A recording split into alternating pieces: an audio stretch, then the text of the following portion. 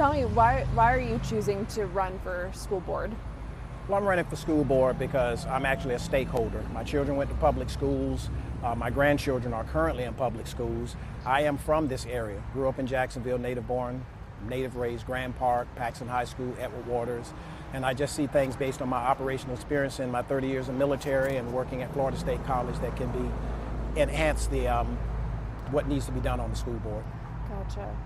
So tell me a little bit about your background. What do you think will help if you're elected based on your background? Okay, well, my background, I have a master's in public policy and business management. After 30 years in the military, I worked special operations, and the operational posture is something that can be done for the school board because they have to look at what needs to be fixed from a larger perspective, and that's what I did in the military. And also I helped develop some programs at Florida State College, working in adult continuing education. I do some mentorship at Biscayne High School, writing some curriculum for a life skills program. Plus I have a diverse background as far as working with different ethnicities and different cultures. Gotcha. So what made you want to run for school board initially when we're talking about the current educational landscape? What motivated you to run for school board? Well, there are a lot of teachers that came to me and said, Reg, these things are broke, something's wrong, you need to get it fixed. So I would ask them, well, why don't you run for school board? And out of the 6 teachers I talked to, no one wanted to run.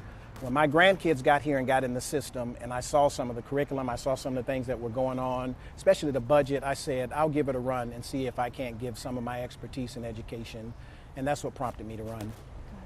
Gotcha. So when you're talking about if you're elected, what are 3 things that you're hoping to do if you're elected? Well, I want to look at the budget first. I really want to do a strategic, just a sanitized budget from the state level, not to get people in trouble, but to find out where is this money going? How are we spending it? Can we do better on it? Then I want to look at the curriculum. We need to get back to the basics of education, reading, writing, science, arithmetic, math, technology, and anything else is part of the parents' issue, not the school. And once we get back to that, the basic education, I think we'll start doing better. I also want to look at teachers. Now, we can't do anything about teachers' pay. That's a legislative process. But as far as the incentive pay, we can do a lot about that, especially the money that's approved by the state. We can certainly enhance the program to retain tenured teachers or older teachers and recruit better teachers from outside all over. Gotcha. You're talking about the budget, and the school board is dealing with a $1.4 billion budget to the point where they're considering closing about 30 schools. Right. What is your, I know they're going to have to make some tough cuts, and right. Those 30 schools that they're deciding on will probably be the current board. But what are you going to do to ensure that schools stay open and that, we don't have to go through another situation where we're talking about closing schools? Right. Well, right now they're still in phase 1 of the master facilities plan. I do have some questions about it, like the growth of schools. When you start trying to close schools and put them together or consolidate them and have one line going to the middle school and then the high school, have they calculated growth with the apartments and things going on, population growth just booming in Jacksonville? Now you tried to solve one problem, but now you created another problem because you have overcrowding schools.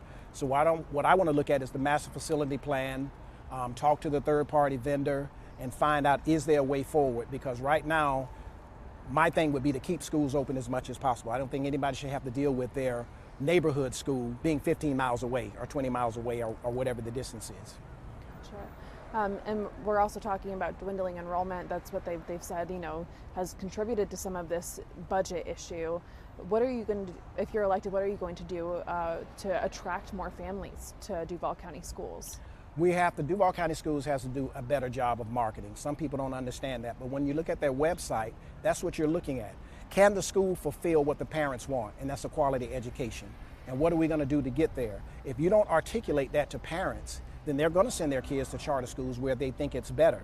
And when we talk about charter schools, the impact, I don't think is so great that the schools are collapsing. I think it's just a historical move since Jacksonville has grown so big and people want an alternative to get a good education for their child. Gotcha.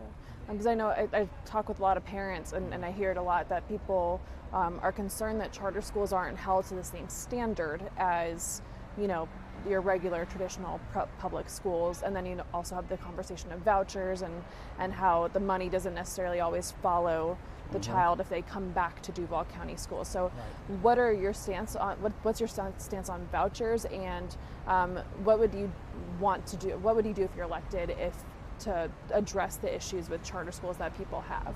Well, what I want to find out, because I don't have all the data, but what I want to find out is how much money the charter schools are actually getting. Because if the money follows the child, then it's going out of the public system. Some people say, well, that's taking away from the tax dollars, but aren't those parents taxpayers too? The problem I have with is once the child comes back to the school, if the parents elect to do that, because they do, where's the overage of that money going? Can it come back to the school? I think that's one problem that needs to be handled. The other thing is to find out, from a public school perspective, why are we losing so many students to charter schools? Why are the standards the same as the public schools? There's been variances on that, and I don't have all of the answers to it, but I've looked at it and said, well, the teachers are the same. Do they have the same certification? Do they have the same standards? And I think that's something that needs to be looked at. And then, of course, talking about student achievement, Duval County is still below the state average in terms of student achievement. I know there was some improvements in terms of student achievement this year with school grades. If you're elected, what are you hoping to do to ensure that the schools throughout the district improve and get their grades up? Well, I'm hoping we can look at it closely, or I can look at it closely, and see that they have the same resources as all the other schools around the county. When you look at their achievement, you have to also factor in the superintendent. The superintendent has maybe a top 10 or top 5, and be able to support his agenda and see where it goes from there, because the school board, we're policymakers, so we want to get good policy, but the superintendent is pretty much in charge of the day-to-day operations. So we want to support him as much as we can to find out if his programs are working. Gotcha. Is there anything I've missed that you want people to know about running for school board? Well, yes, I think it's going to take a lot of experience. I have experience in education. I've been deployed 5 times in combat operations, working in civil governance. You have to be able to look at things from a broader perspective, with the exception of just a small. You can't focus on Tallahassee and all these places. You got to focus on what's right here, and it takes strategic planning. It takes a wide view of being able to see the whole land. I want to say battlefield, that's military, but the whole spectrum, to be able to look at and identify it and make the best decisions. And with my background, I don't think there's no other candidate that has the qualifications that I have. And then obviously Election Day is Tuesday. I know it's only been maybe 11% turnout so far. What would you say to people who are either just finding out that there's an election tomorrow, or we're just waiting until Election Day to cast their vote? Well, we're going out canvassing. I've been canvassing all morning. That's why I'm dressed in my attire. And we want the people to come out. This is a nonpartisan race. You know, it's about the children. It's about our education system. And I would tell the voters, hey, you got to come out so that you won't be complaining a year from now, a month from now, that, well, who would we have in the school board? Most of them think it's in November. It's actually tomorrow. And I would like the voters to come out and just cast their ballot for, research the candidate and cast their ballot for the best candidate.